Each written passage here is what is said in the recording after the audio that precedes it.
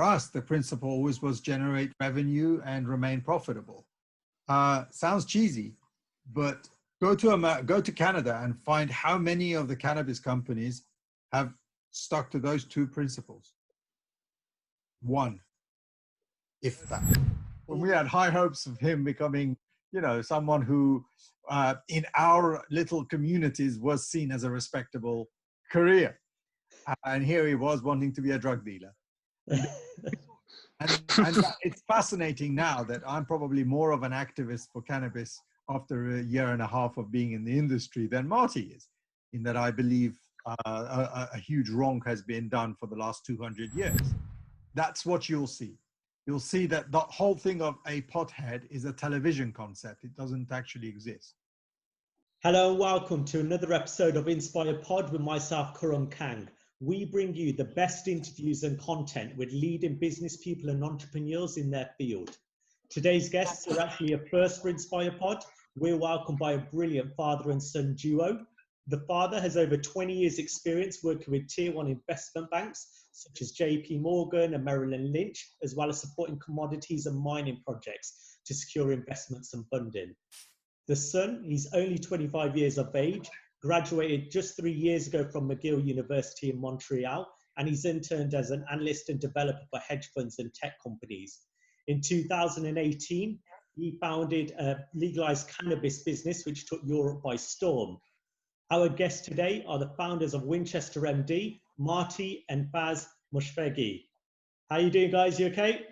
Hello, Karam. Thank you very much for inviting us to speak on your podcast. It's nice to be here. Thank you. No problem. Thank you very much. Thank you. No, thanks for coming on. I mentioned to you both just before we started, I looked into your business a while back when legalized cannabis was really kicking off, particularly the CBD market. And, you're both doing really exciting things in this. So really cool to have you here. Thank you. Thank you. Where I want to start us then is, obviously at the moment, there's a lot of issues across businesses due to COVID-19. What effect has that had on the cannabis business from your side? Well, I think COVID-19 has affected us in much the same way as other industries. Some parts has been devastating, other parts has actually been positive. So, you look today at the high street, and anybody with a physical store is decimated. Yet all the DHL, FedEx, UPS, they're doing a booming business. They've never had it so good. All of the local courier companies, they can't cope with the level of business they have. So on the one side you have the losers, and then the other side you have those who've gained. Food manufacturing, food retailers, pharmacies, they've all seen a huge uptick. And then I think it's been very interesting to see how coronavirus has come in at a point where CBD was really starting to pick up even more than in 2018. A lot of projects, growth and extractions were coming into place. So that in effect, we've projects put on standstill, potentially moved to 2021. Physical cannabis sales have dropped dramatically as well. And, what we've seen through Winchester is the place where you'll win the most right now is through the online e-commerce. And, out of them, it's going to be the guys that offer the most exceptional customer service, because right now customers are more critical than ever of, discrepancies or issues with their orders. So to offer a higher service than had previously been offered before, and, maintaining a very much online presence right now. Yeah, and if you look at cannabis businesses in the past, they've always been businesses that required a significant amount of travel, where if you have an integrated system, integrated business, then your farm is in one place, your extractor is another place, your formulation. And the limitations on travel has meant that those who are in a critical part of their project, they have now had to down it and taken the losses that brings with it. We don't really know exactly how much damage this is done to the industry. What we're seeing is that, you know, some people very quickly saw this was going to devastate them and started selling their stock. You know, we had a lot of companies come online and say, you know, we're exiting, and offered their stock to anyone who would take it. Then we saw companies coming on trying to negotiate sort of reduced rates on a regular basis.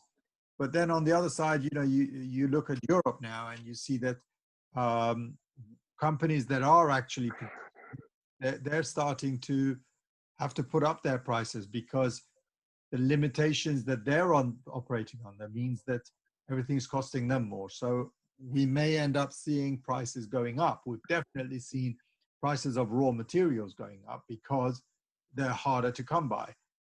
You know, we will start to see how many of the contract farms this year will yield either poor crop or no crop at all. These are the key points that potentially will happen, will affect us. You know, when you're growing a crop, in February, you're supposed to start preparing the land. In March, you're supposed to sow the seeds. During the lockdown, this wasn't possible. Land preparation wasn't necessarily possible. So in this, not necessarily possible. I think you're so right on that. We're not going to see the full-on effects of coronavirus until, you know, many months from now. Right now, you know, we've got a good supply of CBD. Actually, since 2019 was a very large harvest globally. But now, with all these projects being put on standstill and pushed to 2021 potentially, we're going to see a shortage, and we just don't understand really the scale of that yet.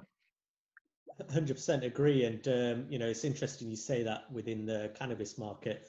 The clients I work with within renewable energies, a few of them are saying the exact same, that it might not even be for another 6 to 18 months that we see the impacts of what COVID's done across all industries. And one thing we see a lot of businesses talking about is, you know, really pivoting and innovating during these months. Has Winchester MD had to innovate, you know, and anything new, you know, on that customer service side or e-commerce side you spoke about? Well, you know, we've been very adaptive to the increase in online demand for cannabis, because that's largely, you know, one of the most immediate effects on us was being overloaded with orders at a point when actually we were short on staff because people were being told to stay at home and things like that. Fortunately, family-run business, so there's always going to be myself, Faz, and Arta, and you know, we were very adaptive immediately after that whole social distancing instruction, and we actually redesigned the warehouse in a way so that it is more efficient than ever and could have very minimal employees so that we could practice those measures and stay compliant with what the government were asking, as well as keeping our customers safe as well. You know, some of the we may have had to put some vertical projects like growing for 2020 on pause, but we've reallocated those resources towards developing and marketing our products. And in terms of innovation, I think one of the things that has been distinctly lacking in Europe is innovation. The cannabis industry looks mostly to America for development of new products. And we've been very critical of that as a company, that, you know, we should be doing more to come up with products that, you know, perhaps are more tailored towards ourselves. You know, you look at the derived cannabis product, almost everything was developed either in Israel or in America. Very few European companies have done work in that space. You know, we're trying to be different. We've already launched the first 100% legal joint. That's been launched under the Goods brand, where there is less opportunity to come up with new products. What we've tried to do is innovate in terms of what it is we're producing and how it's produced. So we, rather than come up with a clean room and just some formulation, which potentially has hazards in terms of being able to control the quality of what you produce, being able to control the healthiness of what you produce, we partnered with a laboratory that is GMP standard, so that all our formulations can be done under the same conditions that a pharmaceutical company produces its products. So all our products are manufactured in a laboratory that carries a GMP certificate for foods and cosmetics, which is the area we're in. So our innovation has been either in coming up with products that are specifically suited to our marketplace, which the Americans have not developed, or coming up with manufacturing practices that are much more suited to the products that we're actually manufacturing. You know, our products, although we can't give them any medical properties, we can't associate them with medical properties. At the same time, we're aware that a lot of people think that therapeutically they should be taking these products. So important to manufacture them with the same level of consistency as a pharmaceutical product would be. The CBD wellness and brands have all been led by myself, and it's a passion project really, because what we've done is we've identified the 3 core demographics that we have found through our online e-commerce, and these are also demographics that fall into, you know, who we are as a company. There's the recreational side of cannabis. There's the athletic. I am the younger one. We've got the athletic side of CBD. In Canada. Yeah, absolutely, and that time in Canada. We've also got the nutraceutical/pharmaceutical CBD products. That's me. And absolutely. You know, with each of those demographics, it was very important to actually create meaningful products that you know, come at a good price, obviously with the highest quality. Some, you know, 2 things that we've become very good at managing. But as a third point as well, and this is something that we've carried through with all development of brands, is just sort of maintaining a good moral compass, let's put it that way, which is what separates us from being the cowboys. Everything has to feel morally right and be something that I would consume or I would feel comfortable giving to my father or my mother. So we have a very you know, close relationship with the actual cannabis community, and we've been nurturing that for since we started really. We've been trying our best to support activism and, you know, support educational media and things like that. And, you know, we recently had our first retail store in Covent Garden, a store called Leafy. And we were running events, you know, pretty much twice a week, where we'd invite activists to come down and host a free event for people to come in, try all our products, so that we could sort of destigmatize CBD in central London in Covent Garden, and have people quite literally smoking legal cannabis products through, you know, on the other side of a glass window, and people could sort of stare at us like animals. But then, you know, we would have these activist conversations, which would be quite informative. People would come from all walks of life. You'd have medical patients, you'd have, you know, recreational fans, and you'd even have people that drag their parents who have no interest in cannabis. And this is the community vibe that we've been really living by since we started WinchesterMD. And you know, where all of our brands have been morphed and formed by the community. So they're not really, our process isn't a product that has high margins and sort of is easy to come by and will have a strong lead time. That's not really how we start by building the brands. We start off by listening to the community, finding out exactly what they need, what's already out there. We'll take inspiration from what exists, but we're always improving upon it. And you can see that through our brands, EQL, The Goods, and CBD Drive. These are 3 brands that hit their individual demographics so successfully. And yeah, I mean, this is a community effort as much as it is us. I mean, I think just to expand on that, for example, one of the problems that a lot of athletes have is if they take cannabis, they can fail the drug test. Right. So it's how do you develop a product that doesn't lose its effectiveness and yet doesn't fail a drug test. And that's when working with laboratories that have those capabilities pays off, because unlike the normal approach would be, oh, I'll just use isolate. Well, Marti didn't want isolate in the products. He wanted everything to have as full a spectrum as possible without THC. Yeah, and that comes back around to the fact that we're not, we're not starting off by looking at margins or how easy it is for this product to come into stock. As much as I tried to push up the margins, Marti would keep on beating me down. I'm obviously the commercial side of this business, and my son is as he said, the moral compass. And you'll find that this synergy, this family synergy, I believe it to be the main driver of success for Winchester MD. It's being able to sort of bring in all these different minds and, yes, clash, but also create amazing products out of it and taking everybody's points on board.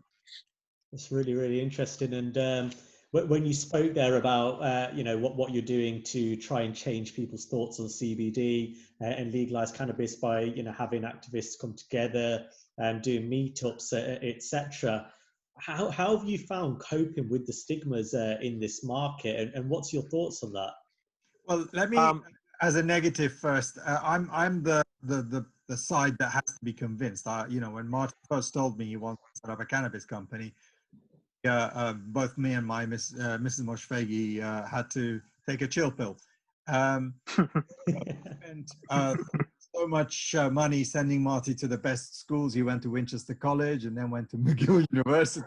When we had high hopes of him becoming, someone who in our little communities was seen as a respectable career. And here he was wanting to be a drug dealer. And it's fascinating now that I'm probably more of an activist for cannabis after a year and a half of being in the industry than Marti is, in that I believe a huge wrong has been done for the last 200 years. But putting that to one side, when Marti started the events in Covent Garden, what I was worried about was the reaction of the other vendors having a cannabis store there. And it's interesting that they went from initially not bothering, then a little bit annoyed, but then towards the end, they were coming to the events. And, the first thing that really hits you when you go to these types of events is the person that you think is a cannabis pothead is not the person you'll meet. That's what you'll see. You'll see that the whole thing of a pothead is a television concept. It doesn't actually exist.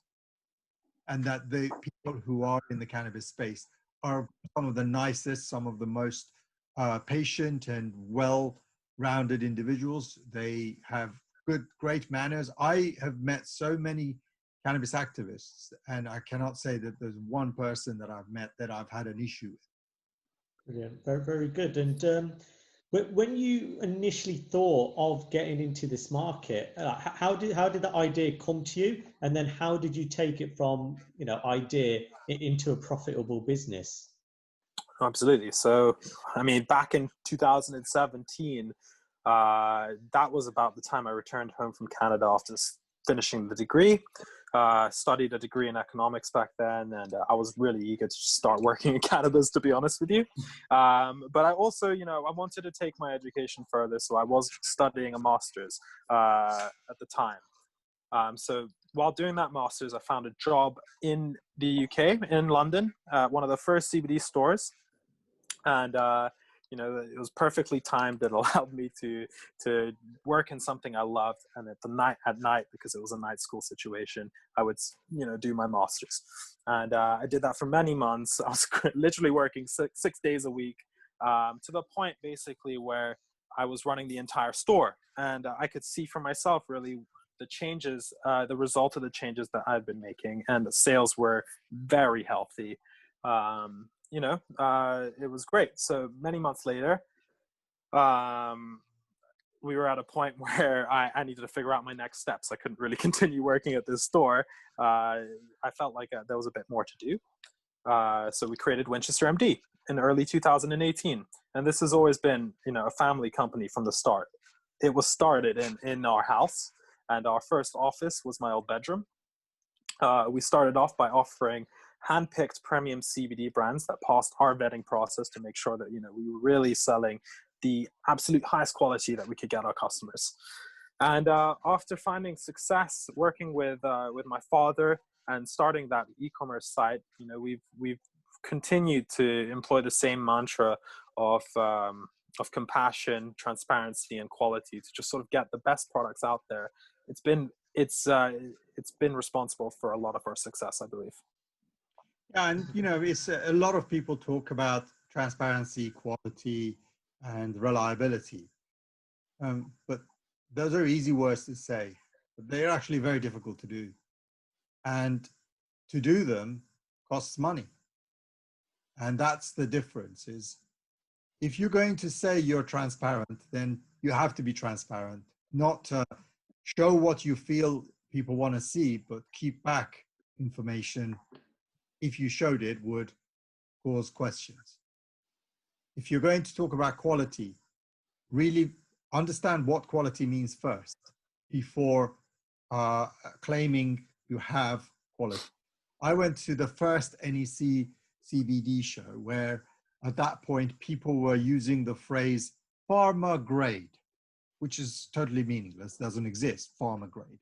And I spent 2.5 years working for a Japanese pharmaceutical company that's, and I worked in their regulatory reporting section. So I got to understand in a detailed way how quality assurance works and what it means for a pharmaceutical company to adhere to its regulations.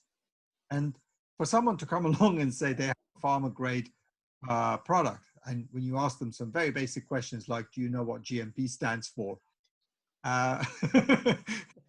And also then to say, would it be possible to come and see your production facility? At which point they all refused. And the reason they refused is most of them were white labeling out of Colorado, but claiming they had pharma grade stuff. And this is plaguing the industry, and it's holding back the industry. And why? Because because nobody can stop them making up words. And the simple fact is, until the regulators come in and properly regulate this industry, the industry will be filled with some unsavory characters and some people who are operating a good service.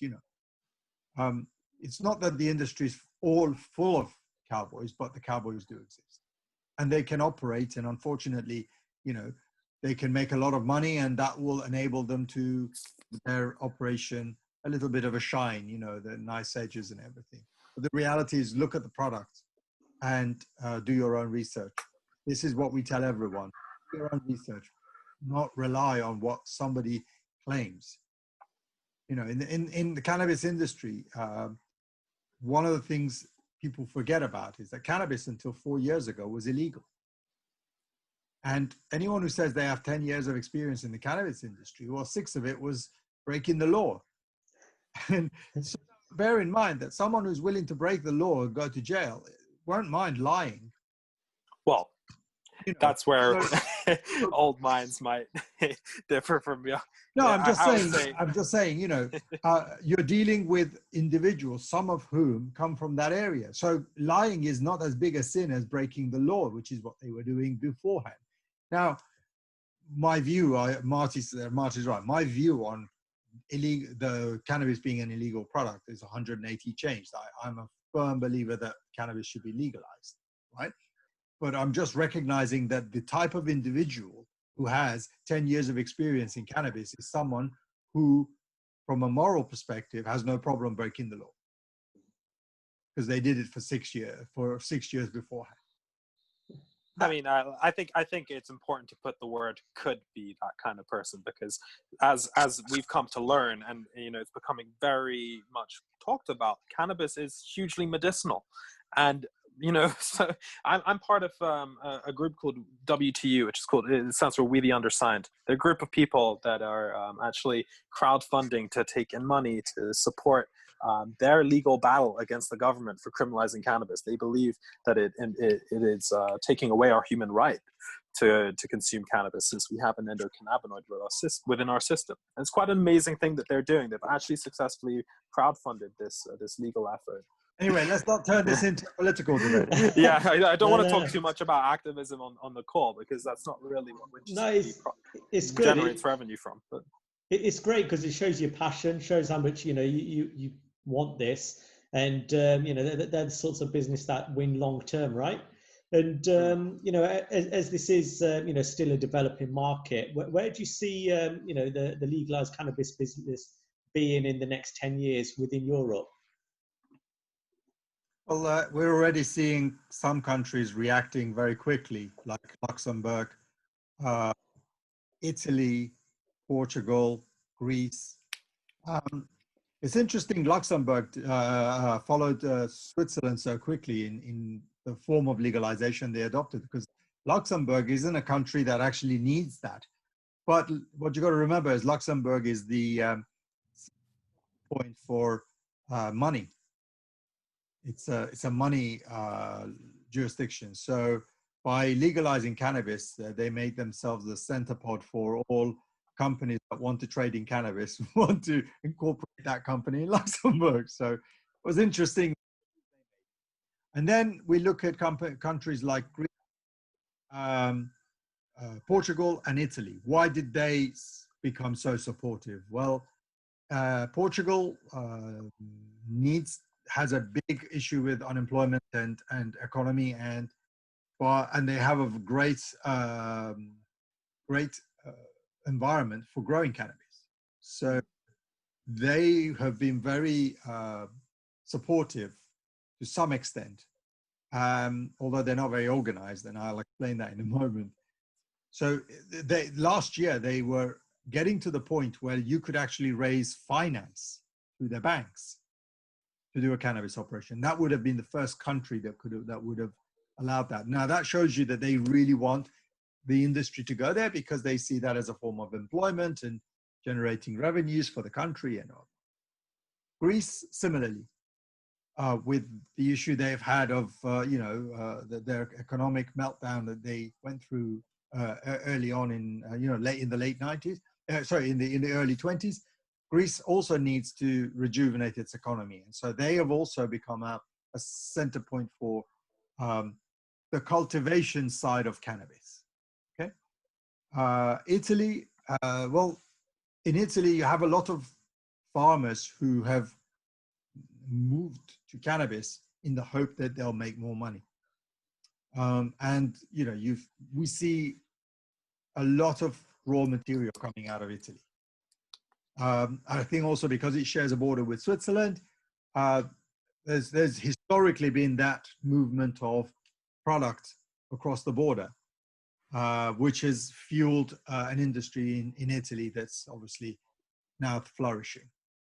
So we see that these are the three countries that have really moved quickly. The rest of Europe is moving at different paces.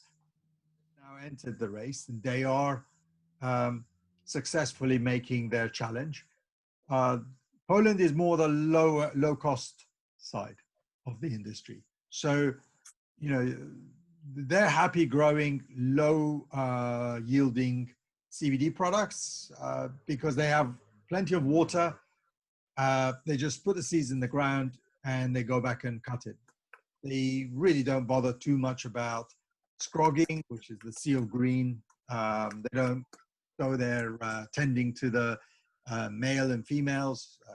So they don't mind if there's seed in the product, because they're focusing only on the products that will go in for the crude paste that's developed. In Portugal and in Italy, you're seeing higher quality of premium products. And in Switzerland, you're seeing the raw plant matter being used in a tobacco substitute form. So we're starting to see countries embracing the industry but you know, you go to was it France, Marty, that changed the law and actually put people in jail? Yes, France had a very Oh, wow. heavy-handed approach on Yeah. certain CBD products, and they raided a bunch of shops to make an impression, and the regulation is a lot tighter now. So you know, there's still this issue of variations of where where the regulation lies, and if you're operating a company across all of Europe, well, that becomes challenging because in Italy you can have THC up to 0.6%, and in most of Europe it's 0.2%, except in Switzerland, which is 1%, and in UK there's a lot of different opinions what that percentage should be, from 0 to some people who have misquoted to 1%, because some people just have read things wrong. But there's a lot of different different views on that. The reality is, I think that UK's laws are need better clarification. Yes. What we can definitely see is, you know, there's different levels of tolerance for cannabis. Sorry, Marty, were you going to say something? Nope. I'm agreeing with Faz on all those points, actually.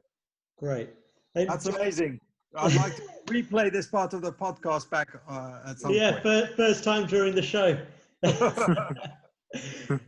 And what you know, it's great to see that, and you know, I'm sure you know, we'll continue to make progress in this market over the coming years. One thing we really like to do on this show is give people a good insight into actual, you know, good business and entrepreneurship. And Marty, can you talk to people about, you know, what your mindset was and you know, what your thoughts were when you were actually going out and starting your own business from scratch? Absolutely. I mean, I had already, you know, I had the advantage of working in cannabis for many months before creating Winchester and beginning our first e-commerce platform.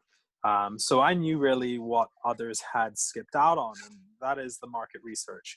It's hard to come by because when you're in an emerging market, you know, there's a lack of direction on where to begin on this kind of thing. So I believe that, you know, looking at CBD from the eyes of the consumer and trying to understand what they wanted, as opposed to the products that, you know, would benefit Winchester the most, was largely the kind of mindset that drove success for us.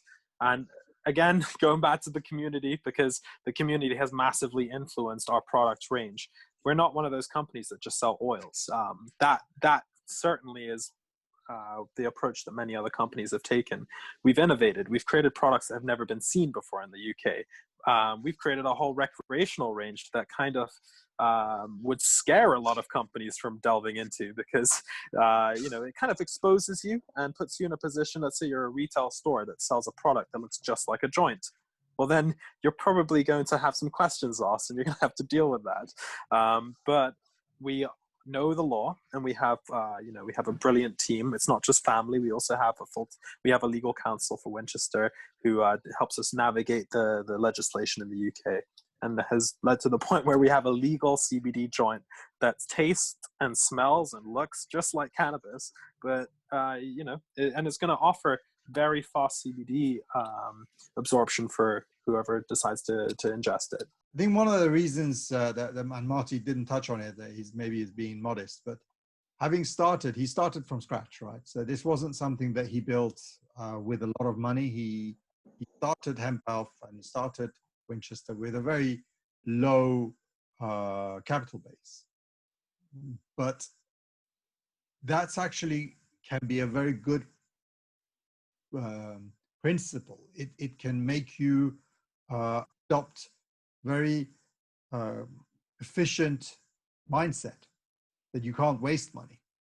I've seen so many, you know, Canadian companies raise so much money, and now they're all going bust.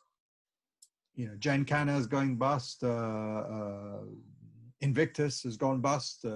Trust. Aurora is likely to go, although we're not sure yet. But these are companies that were worth hundreds of millions. That's, oh, sorry, carry on.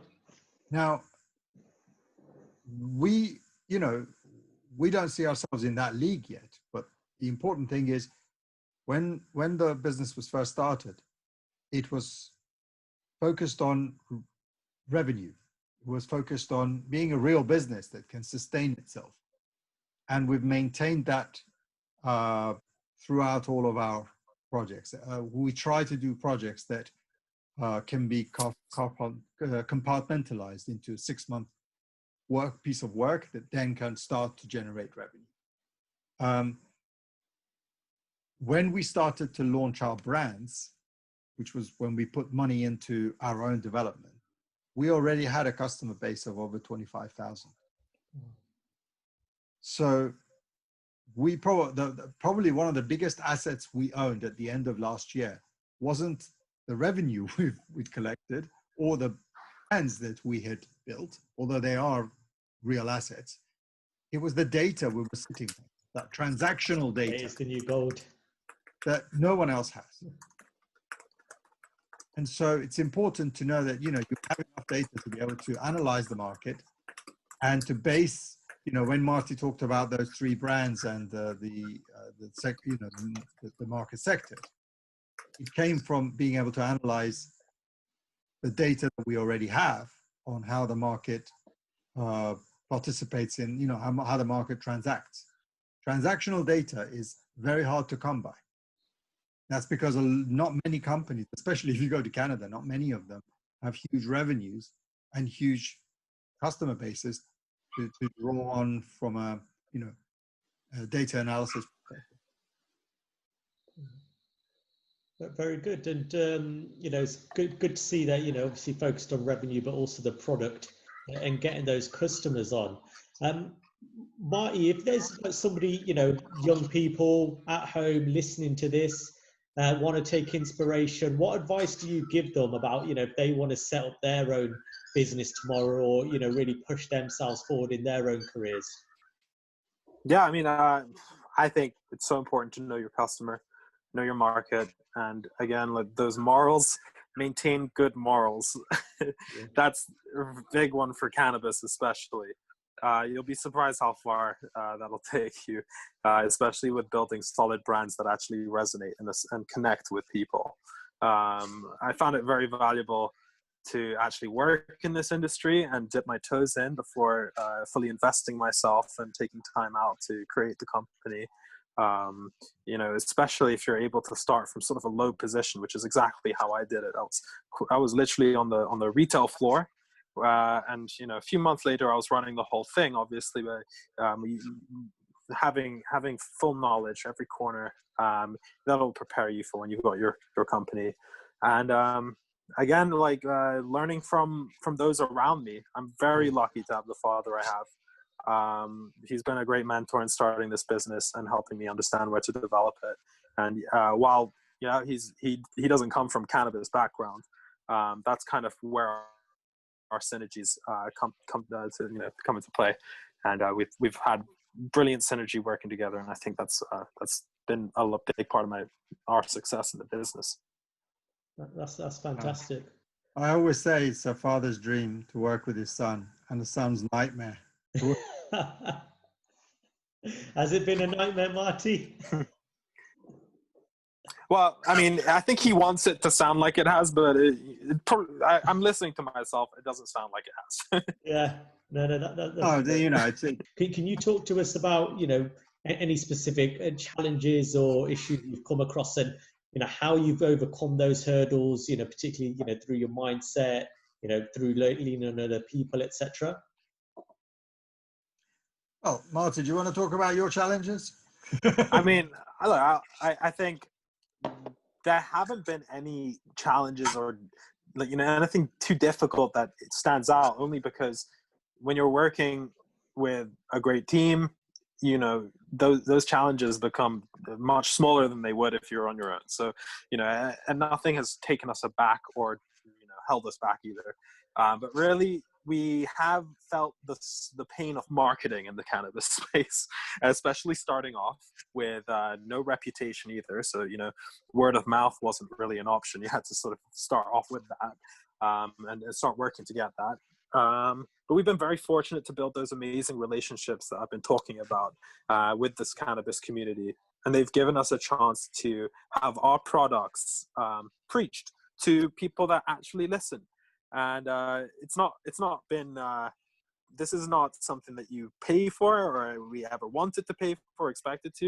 You know, this was earned through inviting the community into our company, essentially, and literally vetting our farm. We had people come to our farm. We've had our products sent out.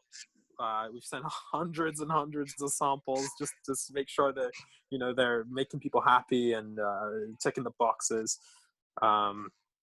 Yeah, I mean, one of the real challenges. I mean, Marty's talking about the marketing side of things, but you know, for example, you can't pay Google ad to have cannabis products. That's marketing, but yeah. But you know, that's one of the big things that you can't do. So it really holds you back. But the other challenges we've had are mostly corporate or federal. So in America, cannabis federally is still illegal, which means that certain global organizations will not support you. For example, Visa and MasterCard will not allow payments for CBD products to go through their gateway. PayPal will not allow you as a CBD company to have a PayPal account. And Google, we've already covered. I think, you know, Marty's answer to you about the challenges of not being a big problem for us shows his maturity. As a team, we've been able to address these problems that others have really struggled with.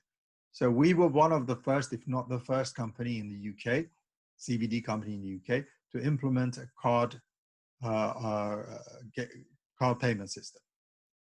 Not only that, our solution in the UK is actually cheaper than the payment solutions that you can find in California. When we had it for so much longer.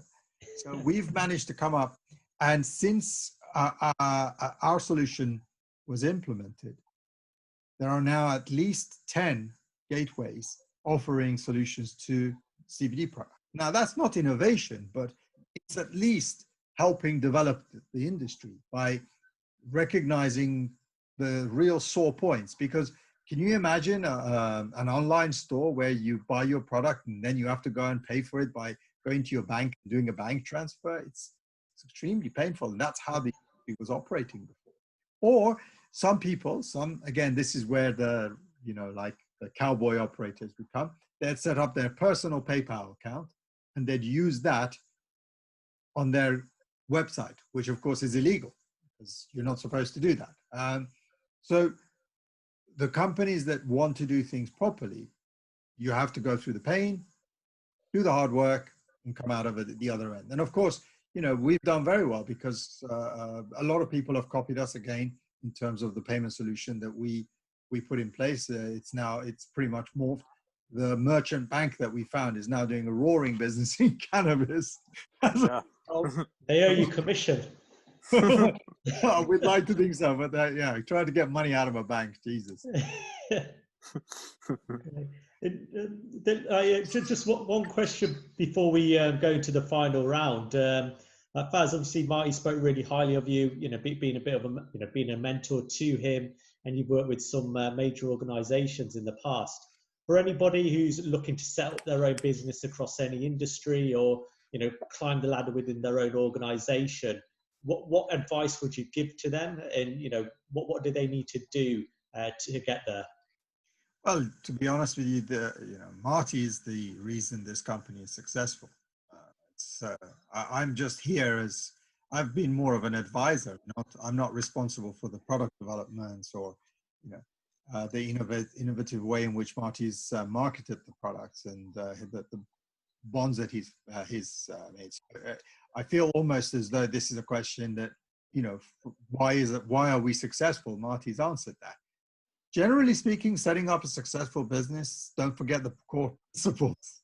That's the point. Don't forget the core principles. And that's for us, the principle always was generate revenue and remain profitable. Sounds cheesy, but go to Canada and find how many of the cannabis companies have stuck to those two principles. One, if that. All the others forgot revenue, remain profitable. And, there's been a lot of other things that they've done, which has led to the demise of the cannabis sector in September. I don't know if anyone followed the cannabis the sector, but in September, there was a meltdown of the cannabis stocks. And it was predominantly Canadian listed companies that led the way.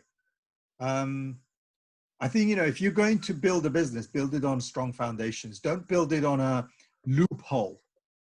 If you build your business on a loophole, when the loophole disappears, your business disappears. So that's the key. The key is foundations. Don't forget the core principles. Brilliant. Very good. And Marty, do you have anything to add on that?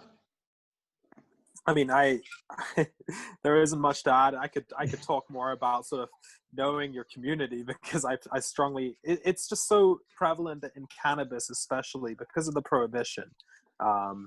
It's a product that does exist out there. It's very much it's very much consumed by the British public. So we don't need to market it and introduce people to it. We actually need the people that are already consuming it to sort of tell us what they want, so that we can provide them the legal parts of it. Fantastic, great. Really, really excited, by what you've done so far, and you can really feel both of your passion for the market, and there's no doubt, one to watch for the future and now as well. And especially your passion and knowledge in the market, which again, it differentiates you from the cowboys, which we're seeing left, right, and centre. How we like to wrap up here at Inspire Pod, we typically just ask quickfire round, as you probably see on a lot of the podcasts. We'll do them separately, although some of the questions are similar, because it'll be good to see how father and son's answers differ on some of these. So we'll give the first 5 to Marty. Marty, what would you advise people to do? Follow the money or follow your passion? Definitely passion. Who was your biggest idol growing up? Steve Irwin. What was your favourite purchase that you've ever bought since setting up your own organisation? Ooh, you know what it is? It's a custom glass smoking piece that was created by one of the UK's leading glass artists for our new retail store, Leafy. It was to commemorate the opening of our store. Very good. And what would you say is your biggest fear? My biggest fear is that we lose the battle to legalize cannabis in the UK. And finally, favourite holiday destination? Canada. My heart lies in Canada. Good. And Faz, over to yourself. What would you say your favourite purchase has been since being in business? Oh, I haven't had time to buy anything. I literally haven't done anything. I've been too busy. Literally, yeah. He actually has been too busy to purchase it. Yeah. Okay, I think the one thing I say that I really like are the trainers my son bought me for my birthday, but that's about it. And they're which pair were they, Marty? They're like a classic dad pair of Nikes. Okay. Yes. Not Yeezys. No Yeezys. No. My dress sense goes through a lot of criticism. So therefore, yes, they thought they would try and modernize my shoe wear. Who was your biggest idol growing up? My biggest idol? Well, when I was in Iran, Cassius Clay, Muhammad. Fantastic. And what would you say, advise people to work for, the money or the passion? I would have said money up until 2 years ago. I've learned that you're more likely to succeed if you do something you love. And as an Iranian who all our lives we were told sciences, law, and medicine, this is the route to success. And we fail to look at what the passion of the child is. And I think anyone who has a passion and can follow that passion, they're more likely to succeed than if you push them into something they hate doing, but they might be good at it. So now I think I would agree with Marty. Passion is the one to go for that leads to success. 180 turn on both cannabis market and working for your passion. And what would be your favorite holiday destination? My favorite holiday destination? I would say Caribbean. Fantastic. A lot of good memories there. Yes. Beautiful. And where can our audience find you? You know, what's your online handles? What's your websites? I'm not an online person. I can tell Leave by that to Marty. LinkedIn profiles. I'm just my LinkedIn is there. Everyone can find me on LinkedIn, but you know, I leave that to the younger generation. Okay. Well, you know, you can find Winchester on Instagram. We've actually got a Winchester Farms account that shows you some of the projects that we get up to. Personally, you can find me on LinkedIn at Marti Moshfeghi. I'm also on Instagram too. If you're use that platform and you want to see some sort of behind the scenes UK cannabis content, that's at Mart Shizzle, which is MartiShizzle. Brilliant. That's fantastic. And look, guys, once again, thank you so much for your time today. Really, really exciting stuff coming from yourselves. And I think there's some great advice for, you know, people across business entrepreneurship in the future of, you know, developing marketing cannabis market. Thank you, Karen. It's been nice talking to you. Likewise. And just for the audience, remember, like, share, subscribe.